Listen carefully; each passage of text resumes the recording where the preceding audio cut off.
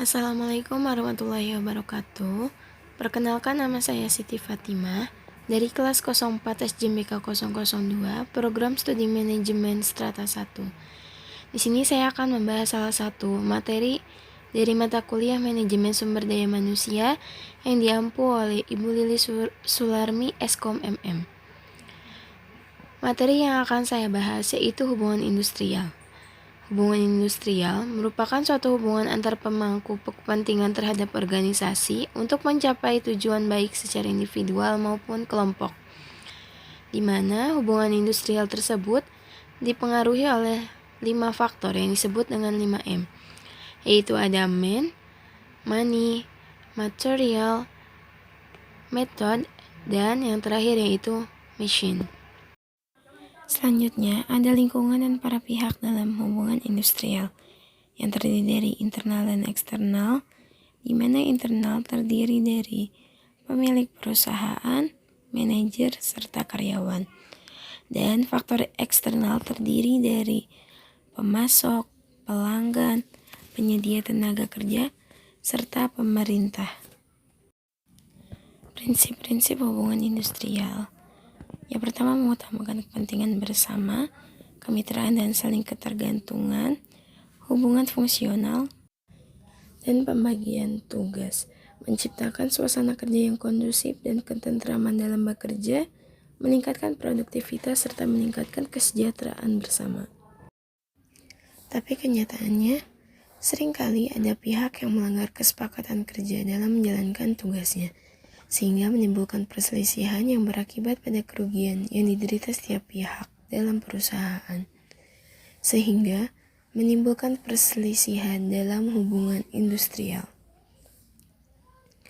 Perselisihan dalam hubungan industrial terjadi karena terdapatnya 2 atau lebih kelompok dalam industri berbeda pendapat, di mana setiap kelompok atau pihak merasa kepentingannya dikurangi akibat perbuatan kelompok lain, sehingga merasa ketidakadilan pada suatu kelompok tertentu, dan menimbulkan ketidakpuasan bagi kelompoknya yang dapat terjadi atas pelanggaran terhadap ketentuan yang telah disepakati pada perjanjian kerja, di mana perselisihan terbagi menjadi perselisihan hak, perselisihan kepentingan, perselisihan hubungan kerja, serta perselisihan antar serikat kerja atau buruh dalam perusahaan. Selanjutnya, untuk mencegah terjadinya kerugian pada setiap pihak, maka perselisihan harus diselesaikan dengan baik. Penyelesaian perselisihan dapat dilakukan melalui beberapa pedoman yang tertera pada undang-undang yang ditetapkan oleh pemerintah. Seperti pada Undang-Undang Nomor 22 Tahun 1957 yang mengatur penyelesaian perselisihan hak dan kepentingan.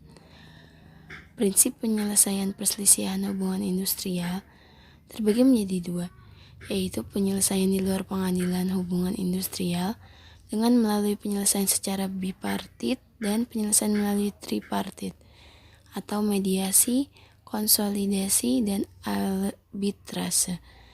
Yang kedua, penyelesaian melalui pengaduan hubungan industrial. Hukum acara yang dipakai adalah hukum acara perdata. Perundingan bipartit adalah perundingan antara pekerja atau buruh atau serikat pekerja atau buruh dengan pengusaha untuk menyelesaikan perselisihan hubungan industrial dengan kedudukan hukum yang merupakan penyelesaian bersifat wajib. Berkas-berkas yang harus disiapkan dalam proses bipartit. Yang pertama, kronologis kejadian dilampirkan dengan bukti-bukti, surat kuasa atau mandat dari kedua belah pihak. Kemudian, nota pembelaan, surat permohonan bipartit, berita acara bipartit, risalah bersama atau ketika mereka gagal, dan perjanjian bersama ketika mereka sepakat, serta daftar hadir perundingan. Selanjutnya, ketika perundingan bipartit gagal, maka dilakukan perundingan tripartit.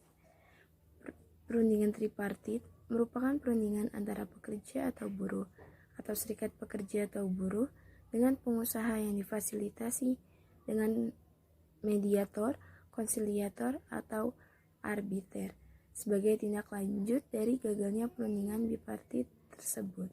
Berkas-berkas yang harus disiapkan untuk tripartit yaitu surat kuasa, SK organisasi, keterangan tertulis tentang duduk perkara perselisihan yang dibuktikan dengan bukti-bukti tertulis, surat permohonan pencatatan perselisihan hubungan industrial, surat panggilan atau undangan dari Disnaker setempat, aurat permohonan atau penunjukan mediasi, konsiliasi atau arbitrase, peraturan perusahaan atau PKB dari pihak perusahaan, surat perjanjian bersama ketika mereka sepakat, dan anjuran mediator jika mereka tidak sepakat.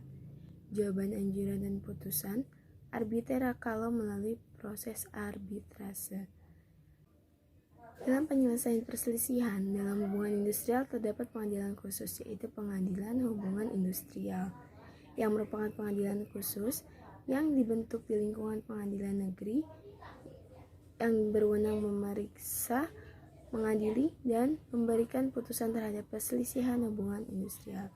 Hukum acara yang dipakai adalah hukum acara perdata. Terima kasih. Wassalamualaikum warahmatullahi wabarakatuh.